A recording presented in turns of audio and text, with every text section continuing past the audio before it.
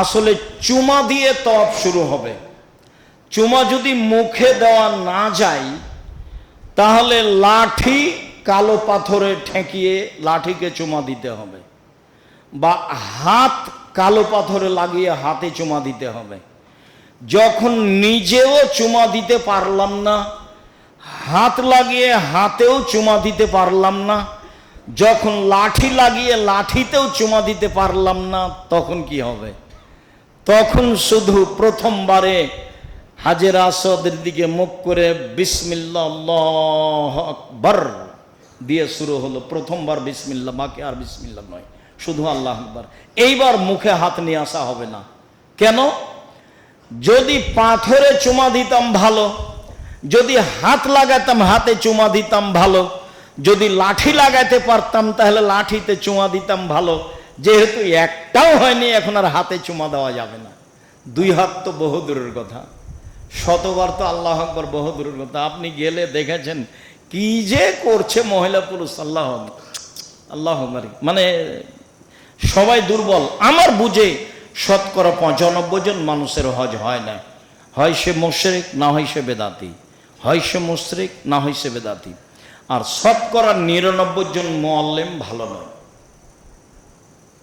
বা 1999 জন মুআল্লিম ভালো নয়, তার লক্ষ্য উদ্দেশ্য ভালো নয়। দুই একজন নাই সে কথা বলছি না, আছে। আল্লাহু আকবার বলে তওয়াফ শুরু হলো। তওয়াফ আব্দুল্লাহ ইবনে উমর বলেন, রাসূল সাল্লাল্লাহু আলাইহি ওয়াসাল্লাম বলেছেন যে মান তাওফা বিহাযাল বাইত কানা কাইতবে রাকাবাতিন। কেউ যদি বাইতুল্লাহ তওয়াফ করে তাহলে একজন গোলাম আজাদের সমান নেকি হবে। আমরা তো দেশে গোলাম নাই, দাস দাসী নেই, কাজে এটা বুঝি না। বুখারী মুসলিমের হাদিসে এসেছে একজন দাসকে আমি স্বাধীন করে দিলাম, মানে ওকে যেমন আমি স্বাধীন করে দিলাম, তার হাত, তার পা, তার চোখ, তার সবকিছু, গোটা শরীর, তেমনি আল্লাহ আমাকে জাহান্নাম থেকে মুক্ত করে দিলেন। আমি ওটা করলাম তা আল্লাহ এটা করলেন, বুখারী মুসলিম। আমি ওটা করলাম তা আল্লাহ এটা করলেন। সব বুখারী মুসলিমের হাদিসে এসেছে তার হাতের বিনিময়ে হাত, পায়ের বিনিময়ে পা, চোখের বিনিময়ে পা, চোখ। নামতে নামতে আল্লাহ রাসূল বলছেন তার লজ্জা স্থানের বিনিময়ে লজ্জা স্থানকে আমি জাহান্নাম থেকে মুক্ত ঘোষণা দিয়ে দিলাম। মানে গোলাম আজাদ অনেক নেকির কাজ। জুবাইর ইবনে মুতঈম রাদিয়াল্লাহু তাআলা আনহু বলেন, রাসূল সাল্লাল্লাহু আলাইহি সাল্লাম বলেন, ইয়া আব্দে মানাফ, কুরাইশ বংশের লোকেরা শোনো, এই পৃথিবীর মানুষ, কুরাইশ বংশের লোককে আমি বলে যাচ্ছি, লা তামনু আহাদান তাওফা বিহাযাল বাইত ওয়া সাল্লা আয়াতা সাতিন শামিন লাইলিন ওয়া নাহারিন। 24 ঘন্টা তওয়াফ চলবে, কুরাইশ বংশের লোক কাউকে বাধা দিতে পাবে না। মানে মসজিদের দেখাশোনা কুরাইশ বংশ করে, কালো করছে না, আজও করছে, চিরদিন করবে, যদিও এখন টেন্ডার হয়। কুরাইশ বংশের লোকেরা শোনো, 24 ঘন্টা সালাত চলবে কাবা ঘরে, কেউ বাধা দিতে পাবে না। 24 ঘন্টা তওয়াফ চলবে কাবা ঘরে, কেউ বাধা দিতে পাবে না। সম্মানিত দিনী ভাই বোন, মসজিদে নববীতে 2 রাকাত সালাত আদায় করলে 1000 গুণ বেশি নেকি হয়, এ কথা ঠিক। কাবা ঘরে 2 রাকাত সালাত আদায় করলে পৃথিবীর অন্য মসজিদের চেয়ে 1 লক্ষ গুণ বেশি নেকি হয়, এ কথাই ঠিক। তবে 1 লক্ষ গুণের হাদিসে একটু ত্রুটি আছে, আর যেগুলো হাদিস 1 লক্ষের বেশি সেগুলো সব ঠিক। একাধিক হাদিস 1 লক্ষের বেশি। কাবা ঘরে 2 রাকাত সালাত আদায় করলে সারা পৃথিবীর যে কোনো মসজিদ থেকে কত বেশি হবে? 1 লক্ষ গুণের বেশি। 1 লক্ষ গুণের বেশি। 1 লক্ষ গুণের বেশি। সম্মানিত দিনী ভাই বোন, উবাইদ ইবনে উমাইর বলেন, ইজাহিম আব্দুল্লাহ ইবনে উমর আলাল হাজরাল আসওয়াদ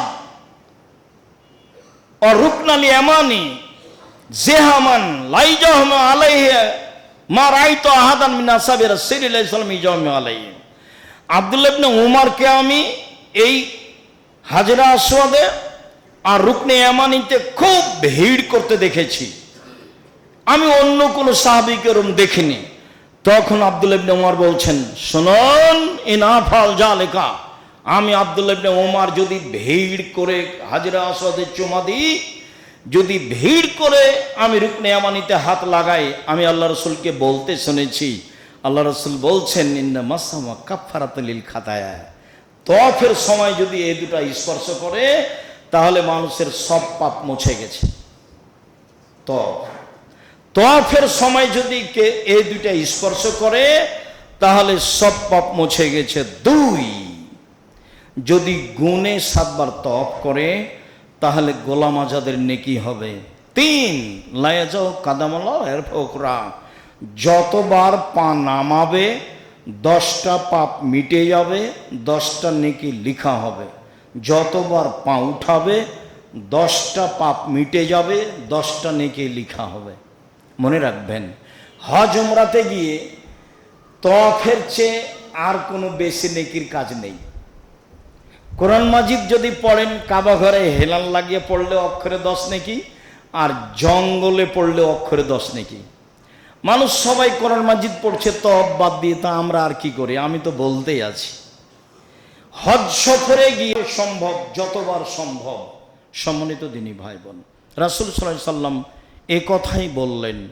তওয়াফ যখন রুকনে আসওয়াদে যাবেন তখন রব্বানা আতিনা ফিদ দুনিয়া হাসানাতাও, যখন রুকনে ইয়ামানিতে যাবেন মানে আসওয়াদের আগে, রব্বানা আতিনা ফিদ দুনিয়া হাসানাতাও ওয়া ফিল আখিরাতি হাসানাতাও ওয়া কিনা আযাবান নার। হাজরে আসওয়াদ, রাসূল সাল্লাল্লাহু আলাইহি সাল্লাম বলেন, নাজালাল হাজরুল আসওয়াদ মিনাল জান্নাতে কানা আসাদ্দ বেয়াজান ফাসাওয়াদাতু খাতায়া বানি আদম।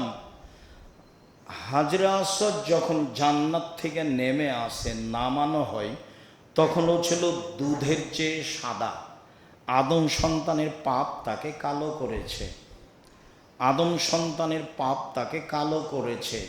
তা ছিল দুধের চেয়ে সাদা, আদম সন্তানের পাপ তাকে কালো করেছে। রাসূল সাল্লাল্লাহু আলাইহি সাল্লাম বলেন, ইনজিলুল্লাহু তাআলাল হাজরাল আসওয়াদ ইয়াউমাল কিয়ামা, বিচারের মাঠে কালো পাথরকে আল্লাহ বিচারের মাঠে নিয়ে আসবেন। ওয়ালাহু আইনান ইয়াবসুরু বিহিমা, কালো পাথরের 2টি চক্ষু থাকবে, মানুষকে দেখতে পাবে। ওয়ালাহু লিসানুন ইয়ানতিকু বিহি, কালো পাথরের একটা জিহ্বা থাকবে, মানুষের সাথে কথা বলবে।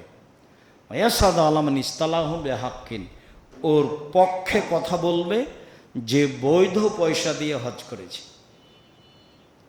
তার পক্ষে কথা বলবে। বিচারের মাঠে 4টে জিনিস আপনার পক্ষে কথা বলবে। 1, কালো পাথর। 2, সিয়াম, রোজা, সিয়াম। 3, কোরআন। 4, আঙ্গুলে তাসবি, ভুলেও কখনো তাসবি দানা তাসবি গণনা করবেন না। হজ সফরে গিয়ে সবাই যদি তাসবি দানাই করে, আপনি করবেন না। সম্মানিত দিনী ভাই বোন, হাজরে আসওয়াদ, হাজরে আসওয়াদের ওই চক্ষু থাকবে, বিচারের মাঠে মানুষের সাথে কথা বলবে। হাজরে আসওয়াদের একটি জিহ্বা থাকবে, বিচারের মাঠে মানুষের পক্ষে কথা বলবে। যা রাসূল সাল্লাল্লাহু আলাইহি সাল্লাম বলেন, জুলহিজ্জার 8 তারিখে হজ শুরু হবে। সসা স্থান থেকে 8 তারিখে হজ শুরু হবে। মিনা মাঠে যাবে সকালে, রাতে নিয়ে যাবে হাজিরে। আপনি মিনা মাঠে সকালে যাবেন, যেখানে আছেন সেখানে ফজরের সালাত আদায় করে যাবেন। রাত্রি 12টার সময় আমাকে বলছে, আব্দুর রাজ্জাক সাহেব আপনি কি যাবেন? জি না, ফজরের সালাত আদায় করে যাব।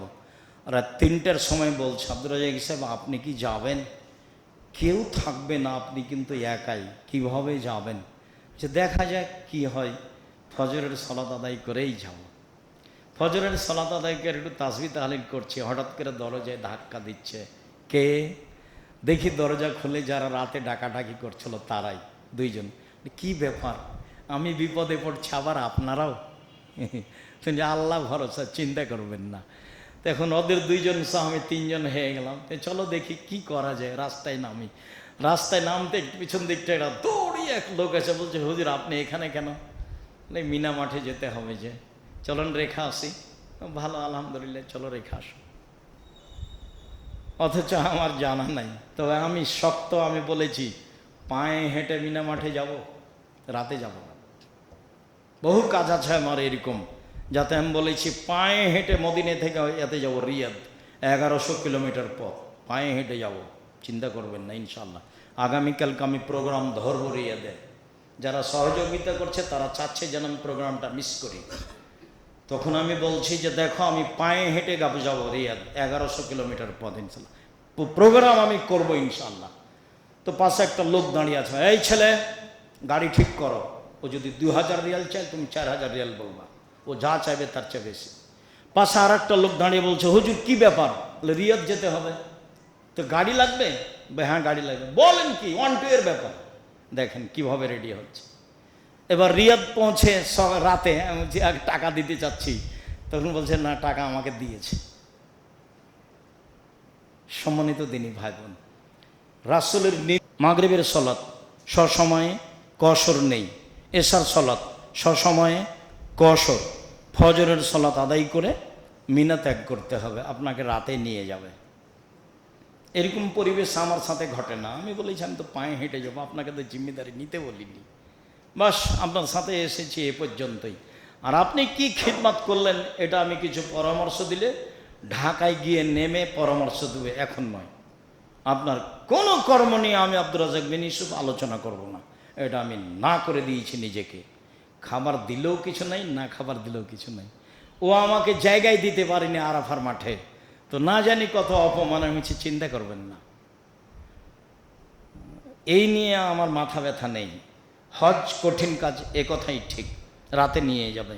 ফজরের সালাত আদায় করে মিনা থেকে আরাফার মাঠে যাবেন। আরাফার মাঠে কোনো ইবাদত নেই, শুধু ওইটাই চলছে লাব্বাইক লাব্বাইক আল্লাহুম্মা লাব্বাইক লাব্বাইক লা শারিকা লাক লাব্বাইক ইন্নাল হামদা ওয়া নি'মাতা লাক ওয়াল মুলক লা শারিকা লাক।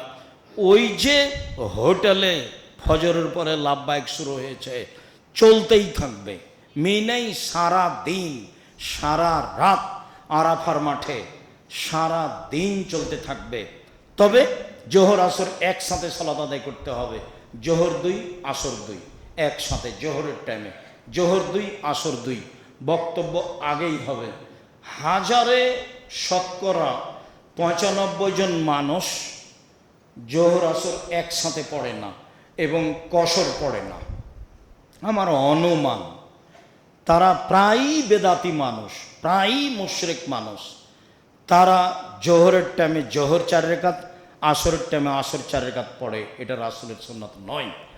জোহরের টাইমে জোহর 2 রাকাত, আসরের টাইমে আসর 2 রাকাত, কসরই পড়তে হবে, আপনি পড়তে বাধ্য। যারা মক্কা থেকে হজ করতে এসেছে তাকেও কসর পড়তে হবে। চাঁপাই নবগঞ্জের ভাষা তো আপনি তো কসর পড়বেনই, আপনার বাপকে পড়তে হবে, তার নাম আরাফার মাঠ। আরাফার মাঠে কসর পড়তে হবে, জোহর 2 রাকাত, আসর 2 রাকাত। যারা কাবা ঘর, যারা মিনা মাঠের পাশে বসবাস করে, তার বাড়ি, তার বাপের বাড়ি, তার 14 গোষ্ঠী বাড়ি, হাজার হাজার বছর থেকে মিনার পাশে তার বাড়ি, ও হজ করতে এসেছে, তাকেও কসর পড়তে হবে।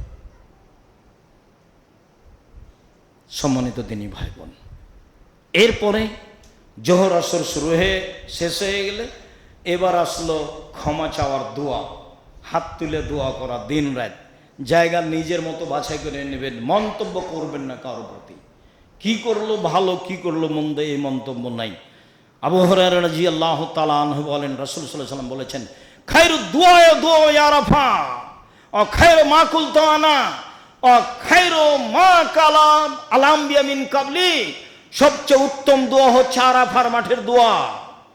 সবচেয়ে উত্তম দোয়া যেটা আমি বলেছি, সবচেয়ে উত্তম দোয়া যেটা আমার পূর্বে সব নবী বলেছেন, লা ইলাহা ইল্লাল্লাহু ওয়াহদাহু লা শারীকা লাহু লাহুল মুলকু ওয়া লাহুল হামদু ওয়া হুয়া আলা কুল্লি শাইইন কাদির।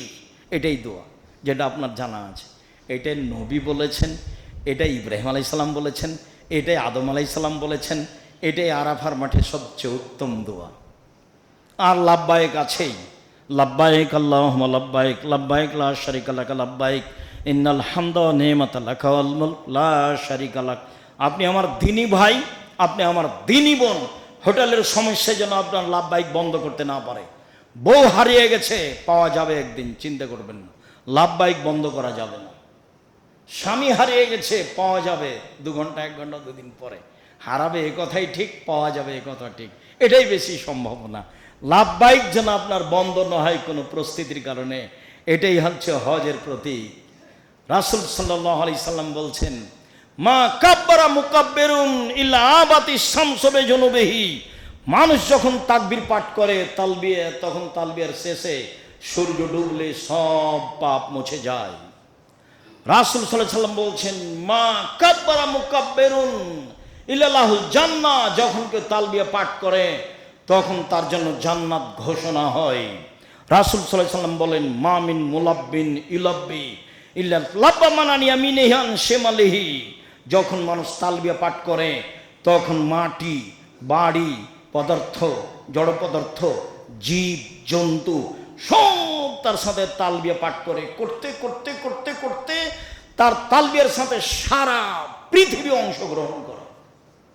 এ কথা আমি বলিনি, এ কথা মুহাম্মদ সাল্লাল্লাহু আলাইহি ওয়াসাল্লাম বলেছেন। মুখ বন্ধ করে থাকবেন না পরিস্থিতিতে, মুখখান চুপটি করে থাকবেন না পরিস্থিতিতে।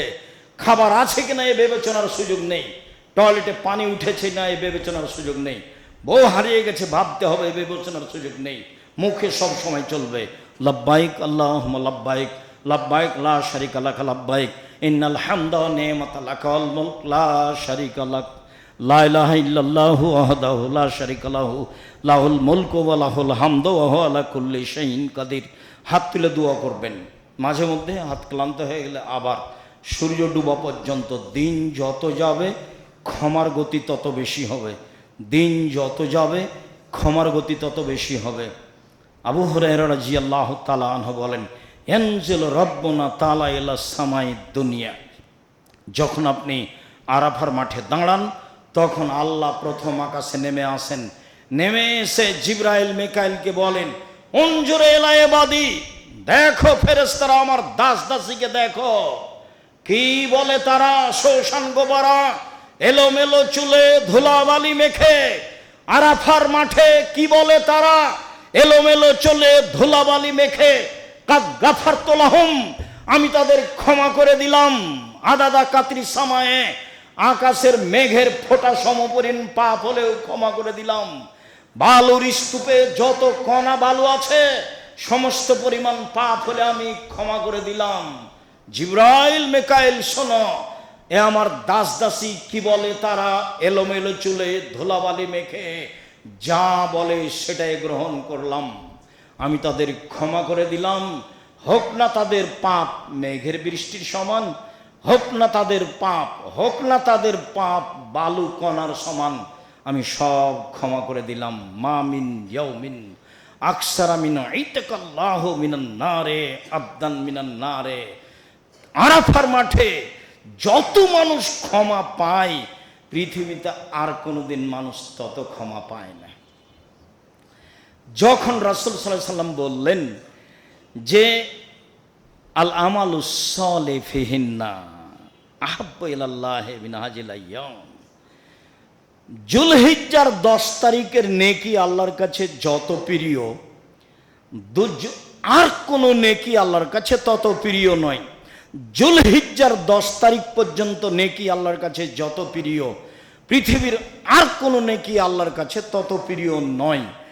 তখন বিদ্বানগণ বললেন, রামাজানের শেষের দশকের চেয়েও কি যুলহিজ্জার প্রথম 10 বেশি উত্তম?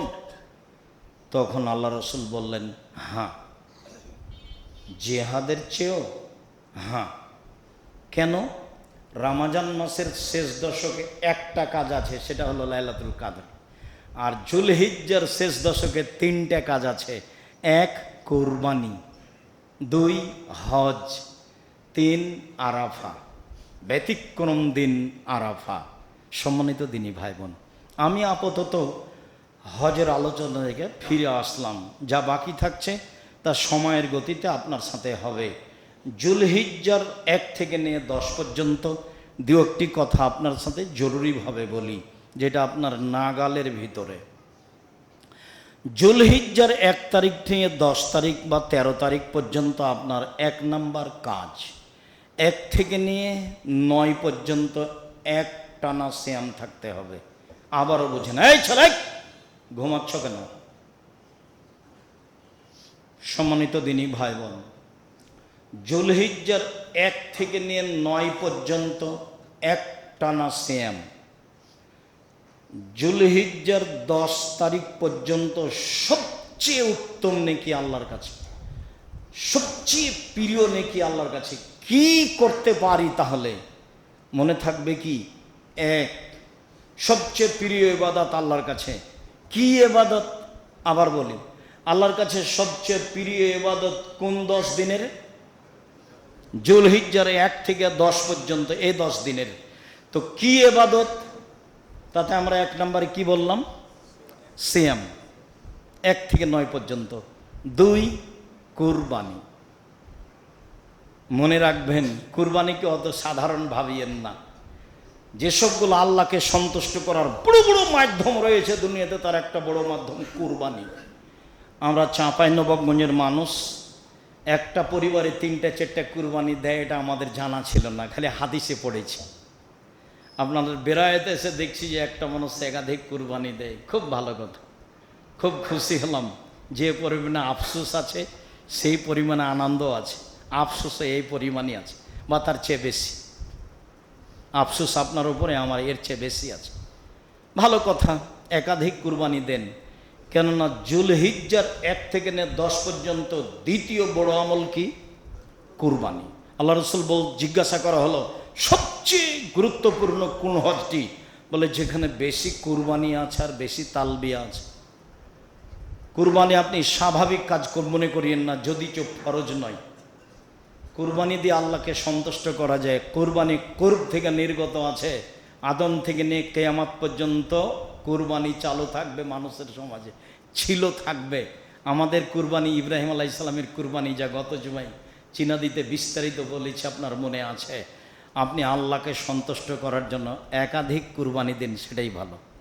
আমরা শুধু ভাগে দিতাম, ভাগেটা আমার খুব মনে আছে। আমার আব্বা কৃষক মানুষ, ভাগে কুরবানি দিতেন, এটা আমার লম্বা সময় ধরে মনে আছে। আর আমি যেদিন থেকে মাঠে নেমেছি 90 সাল থেকে, সেদিন আমি ভাগে কুরবানি না করেছি। সে যে যাই বলুক, এভাবে বলছে মানুষে, কে বলেছে 7 ভাগে কুরবানি চলবে না? এরপরে আমি বলছি 7 ভাগে কুরবানি দিয়েন না, 1 ভাগেই দেন। আমি 90 সাল থেকে নিয়ে 97 সাল থেকে নিয়ে 97 সাল থেকে নিয়ে এখন পর্যন্ত আমার বড় বড় আলেমদের সাথে বৈঠক হয়। খালি 12 জন মুফতি আছে জামিয়া সালাফে ফতোয়া বিভাগে, দেশ বিদেশের, যাদের বেতন প্রায় 1 লক্ষ টাকা, 80,000 টাকা, 60,000 টাকা। 12 জন মুফতি আমার সামনে পাথরটা মারবেন আল্লাহ আকবার বলে, এই পুরো সময়টা আপনার তালবিয়া চলবে। হোটেলে টয়লেটে পানি উঠে আছে কিনা বিবেচনা করা হবে না। ঢাকায় কত ঘন্টা পরে বিমান আমার এসেছে বিবেচনা থাক। 3 দিন পরে হলেও জিদ্দা যাব ইনশাল্লাহ, এটা দৃঢ়তা রাখেন। হজে বের হয়েছি, ঢাকা বিমানবন্দরে এমনিতেই পড়ে থাকবো কেন? ব্যবসা বাণিজ্য করেন তো, পড়ে থাকা অভ্যাস নেই? আমি তো পারি আলহামদুলিল্লাহ। আপনি আমার চেয়ে বেশি পারেন বলে আমার ধারণা। জিদ্দা বিমানবন্দরে নেমে বলছে গাড়ি নেই, ওরা আগামীকাল সকাল গাড়ি পাওয়া যাবে, আর এখন রাত 8টা বাজে। দুশ্চিন্তা ভোগ করিয়েন না। মানুষের বেঁচে থাকার জন্য 3টে জিনিস লাগে: 1 খাবার, 2 পেশাব পায়খানা, 3 একটু থাকার জায়গা। যেখানে পড়ে আছেন সেখানে আপনাকে কেউ বের করে দিবে না। আপনি হজ করতে গেছেন মানে সবাই জানে আপনি আল্লাহর মেহমান, ওরা এটা খুব জানে। সম্মানিত দিনী ভাই বোন, বলছিলাম এহরাম মানে চুল তোলা যাবে না, কাটা যাবে না। এহরাম মানে নখ কাটা যাবে না। এহরাম মানে গায়ে আতর লাগানো যাবে না। এহরাম মানে মাথা ও মুখ ঢাকা যাবে না পুরুষ মানুষ যে কোনো মূল্যে। এহরাম মানে কোনো মানুষের জন্য প্রাণী শিকার করা যাবে না। এহরাম মানে স্ত্রীর সাথে মজাক করা যাবে না। এহরাম মানে স্ত্রী মিলনে যাওয়া যাবে না, গেলে হজ বাতিল হবে, আবার সামনে বছর করতে হবে, এখানে জরিমানা নেই। এই জন্য মহিলাদের জন্য জরুরি, বাড়িতে যখন বের হবে ঢাকা বিমানবন্দর যাওয়ার আগেই আঠালো কিছু চুলে দিয়ে চুলটা শক্ত করে নেবে, যাতে করে এইরকমভাবে যখন তখন মাথার চুল খুলে গোসল করা না লাগে। এহরাম শেষ হবে তখন গোসল করতে হবে। গোসল করাও যদি লাগে তাহলে সামান্য একটু ভিজলেই হলো, চুল উঠবে না, উঠে না যেন, আপনি তুলতে পাবেন না, এমনিতে উঠে যায় না যেন, এ ব্যাপার আপনার চেষ্টা থাকতে হবে। নখ কাটতে পাবেন না, মুখ ঢাকতে পাবেন না, জরুরি বিধান। সম্মানিত দিনী ভাই বোন, বুঝে আমল করবো ইনশাল্লাহ। আল্লাহুম্মা সাল্লি আলা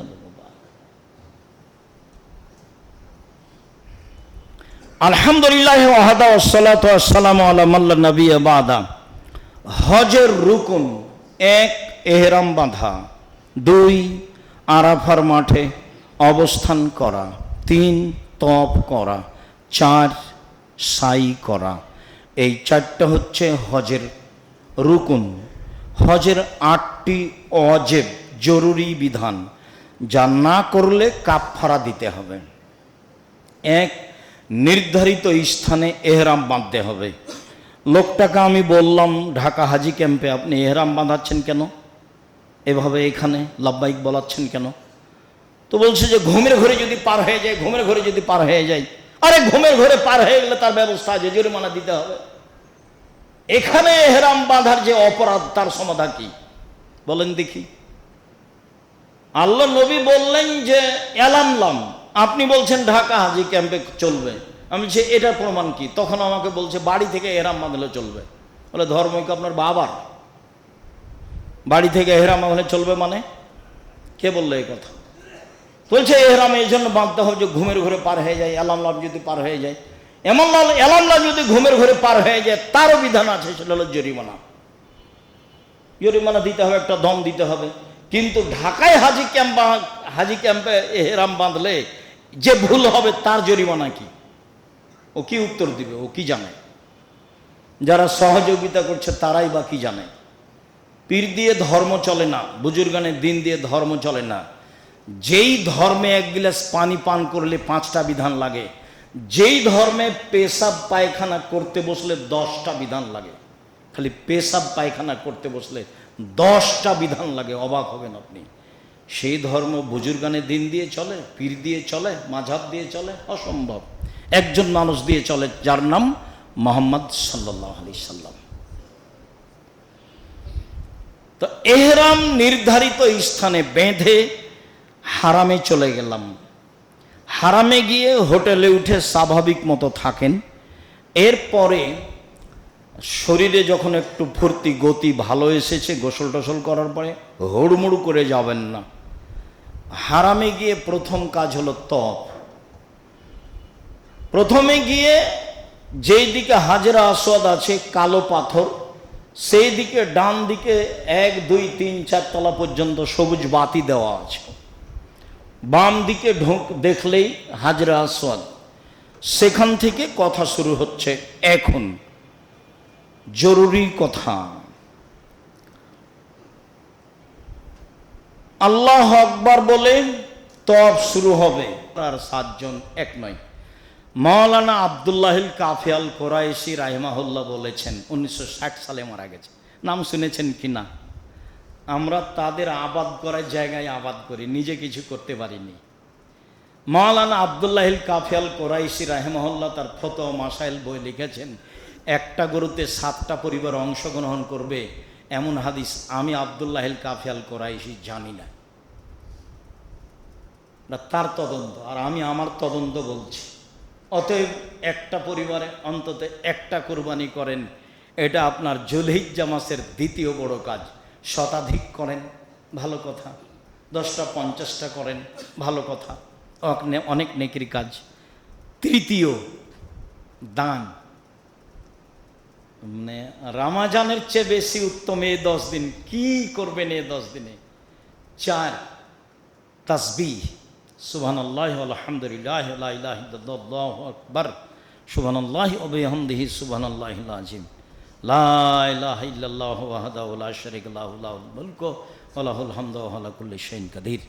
5 ইস্তিগফার, আস্তাগফিরুল্লাহ ওয়া আতুবু ইলাইহি, আস্তাগফিরুল্লাহ আল্লাযী লা ইলাহা ইল্লা হুয়াল হাইয়ুল কাইয়্যুম ওয়া আতুবু ইলাইহি। আশা যে বুঝতে পেরেছেন আমরা 10 দিনে কি করব। 1 থেকে 9 পর্যন্ত সিয়াম থাকব। 1 2 বেশি বেশি কুরবানি করব। 3 বেশি বেশি দান খেরাত করব। 4 বেশি বেশি তাসবিহ পাঠ করব। 5 জিকির আজকার করব। আশা যে বুঝতে পেরেছেন আফসোস, আমরা যে মসজিদে সালাত আদায় করি আমাদের গ্রামে, দেবীনগর, চাঁপাই নবাবগঞ্জ, রাজশাহী, 100 বছর থেকে আছে অনুমান, তার চেয়ে বেশি হবে। আমাদের যেটা মাদ্রাসা, দেবীনগর মাদ্রাসা, আমাদের পাশের গ্রামে, তার বয়স 250 বছর। 250 বছর। আমার আব্বা চাষি মানুষ, মাদ্রাসাতে 3 বিঘা জমি দেওয়ার, এসব জায়গাতে আমি জমি দিতে দেখেছি আমার আব্বাকে, এবং ঈদগাহ মাঠে আমার আব্বাকে জমি দিতে দেখেছি, কিন্তু মসজিদের নামে আমার আব্বাকে আমি কোনোদিন জমি দিতে দেখিনি। 100 বছর আমাদের মসজিদটার বয়স, আর আমার বয়স চলছে 60, প্রায় পার হতে চলেছে। তাতে আমি এই মসজিদে আমাদের 1 শতক জমি আছে তা আমার জানা নাই। 1 শতক জমি আমাদের মসজিদে আছে তা আমার জানা নাই, কিন্তু আমাদের মাদ্রাসাতে অনেক জমি আছে। এখানে মসজিদের নামে জমি আছে কিন্তু মাদ্রাসা নাই। এ যাবৎ একটা মাদ্রাসা হয়েছিল, সেটা আলিয়া হয়ে গেছে। এর জবাব আপনাদের কাছে কি আছে? আজ থেকে নিয়ে 12 বছর আগে আমি মোশাররফকে চাপ দিয়ে বলেছিলাম যে ওখানে মাদ্রাসা না করে বেদগাড়াই করি, ব্যবস্থা করেন। সফল হতে পারেনি। একজন চাইলে 10 জন চায় না। আর এত শক্ত কথা আমাকে ফেরত নিতে হবে না, আপনাকেই ফেরত নিতে হবে। আমি তো জেনে শুনে এসে বলছি, এমনি বলিনি। সম্মানিত দিনী ভাই বোন, মসজিদের নামে এত জমি মাদ্রাসার নামে নাই কেন? কি জবাব তার আপনার কাছে? মাদ্রাসা নেই কেন? আপনি মনে করেন এই মসজিদে যত টাকা আছে আপনি মাদ্রাসা লাগাতে পারবেন? মসজিদের টাকা সবচেয়ে উত্তম, এটা নিচের দিকে নিয়ে যাওয়া যাবে না। নিচেরটা উপর দিকে নিয়ে যাওয়া যায়, কিন্তু উপরেরটা নিচে নিয়ে যাওয়া যাবে না। এইসব জমি জায়গা কি করবেন? 20 বছর 50 বছর পরে এইসব জমি জায়গা হারিয়ে যাবে, দলীয় কোটি মানুষ বিক্রি করে দেবে, সেদিন আপনি টিকাতে পারবেন না। মাদ্রাসা করেননি কেন? মাদ্রাসা নেই কেন? কি জবাব আছে আপনার কাছে? কি জবাব আছে আপনার আব্বার কাছে? যারা চলে গেছে তাদের কাছে কি জবাব ছিল? ভুল হিসাব। আমি তো মনে করি বিরায়াত আহলে হাদিস হিসেবে সবচেয়ে ঐতিহ্যবাহী গ্রাম সারা বাংলাদেশ আমি তলিয়ে দেখেছি, তাতে সবচেয়ে গুরুত্বপূর্ণ ঐতিহ্যপূর্ণ জায়গা হলো বেরায়েত। তারাই সঙ্গবদ্ধ, একসাথে সব মসজিদে আজান হয়, বেশ খাওয়া দাওয়া বেশ ভালোই হয়, সব কিছু নিয়মকানুন, একসাথে ঈদের মাঠ হয়, ভালোই আছে। এর চেয়ে পরেরটা বলা যেতে পারে টাঙ্গাইল, কিছু হয়নি, খালি মসজিদ। তাই মসজিদের গর্বের কোনো শেষ নেই। এক পর্যায়ে কিছু বলা হলে মনটা খারাপ করেছিল, তখন আমি বলছি মন খারাপ করছেন কেন? মসজিদের গর্ব কিসের? জামিয়া সালাফে রাজশাহীতে মসজিদ আছে 100 বিঘা, 90% জমির উপরে, 4 তলা, 90% জমির উপরে রাজশাহীতে মসজিদ আছে। 50 বিঘা জমির উপরে মাদ্রাসা, 2200 ছেলে আছে, 1000 মেয়ে আছে, 700 মক্তব চলে জামিয়া সালাফে। 700 জামিয়া সালাফে 5000 ছেলে মেয়ে পড়াশোনা করে, 519 জন ইয়াতিম আছে, 700 মক্তব আছে, 16 থেকে 20,000 পত্রিকা আছে, ক্ষুদ্র ঋণের ব্যবস্থা আছে, অনলাইন আল ইতেসাম টিভি আছে, আল কিশলাই পত্রিকা আছে, আরবি পত্রিকা আছে। দিনের খেদমতের জন্য সবসময় প্রস্তুত আছি। বাংলাদেশের যে কোনো জায়গায় দুর্ঘটনা ঘটলে 10 টাকা নিয়ে উপস্থিত হবো, সেখানে আলহামদুলিল্লাহ ইনশাল্লাহ তার ব্যবস্থা আছে। 10 টাকা নিয়ে, 10 পয়সা নিয়ে সেখানে উপস্থিত তার ব্যবস্থা আছে। তার নাম জামিয়া সালাফিয়া। এই জন্য আপনাকে আমি বলি, জামিয়া সালাফিয়াকে ভালোবাসেন, করার চেষ্টা করেন, পয়সাপাতি জমা করে একটা জায়গা ঠিক করেন। আমি আপনার সাথে আছি, আমাকে টাকা পয়সা দিতে হবে না। জামিয়া সালাফের কাছে আমি ঋণী নই। আমার আব্বার জমি জায়গা আছে, সেটা আমার সম্পদ। আপনি বুঝতে পারেন না? 90 সাল থেকে আমি কেন বলে আসি, কেউ যদি বলতে পারে আব্দুর রাজ্জাক সাহেবকে আমি পথ খরচ দিয়েছিলাম, প্রমাণ হয়ে গেলে আমি জাতির সামনে বক্তব্য দেব না। জাতির কাছে পয়সা চাওয়া তো বহু দূরের কথা, নিজের পরিবারের জন্য জাতির কাছে পয়সা চাওয়া তো বহু দূরের কথা। কেউ যদি বলে দিতে পারে আব্দুর রাজ্জাক সাহেব একদিন আমার কাছে পথ খরচ চেয়েছিল, আমি জিন্দেগিতে কোনদিন বক্তব্য দিব না। আমার মনে বড় সাহস আছে, আমি দিন প্রচারের জন্য প্রতিষ্ঠান গড়তে পেরেছি, পারবো ইনশাআল্লাহ। বাংলাদেশের সর্ববৃহৎ প্রতিষ্ঠান জামিয়া সালাফিয়া, শিরক মুক্ত প্রতিষ্ঠান জামিয়া সালাফিয়া, বিদআত মুক্ত প্রতিষ্ঠান জামিয়া সালাফিয়া, দল মুক্ত প্রতিষ্ঠান জামিয়া সালাফিয়া, সংগঠন মুক্ত প্রতিষ্ঠান জামিয়া সালাফিয়া, হিংসা মুক্ত প্রতিষ্ঠান জামিয়া সালাফিয়া, দেশের সর্ববৃহৎ প্রতিষ্ঠান জামিয়া সালাফিয়া। দিনের দিন প্রচারের জন্য যা আপনি চাইবেন সব ব্যবস্থা আল্লাহ করে দিয়েছে। এখানে অসহায় মানুষের ব্যবস্থা করেছে। এখানে 519 জন ইয়াতিম আছে, 519 জন। পয়সা আমি দিই, আমি তো ব্যবসা করি না, পয়সা আপনি দেন, বেড়ায়তের লোক দেয়, আরো দেশবাসী দেয়। সরকারি অনুদানে জামিয়া সালাফে চলে না, বৈদেশিক সহযোগিতা জামিয়া সালাফে চলে না, কোনো বিত্তশালীদের জামিয়া সালাফে চলে না। আপনার মতো সাধারণ মানুষের সহযোগিতা দিয়ে আল্লাহর বিশেষ রহমতে জামিয়া সালাফে চলে। মর্মে আপনার কাছে আমার আন্তরিক বিনীত অনুরোধ, খুতবার শেষে এসে জরুরি অনুরোধ, আপনি চেষ্টা করেন একটা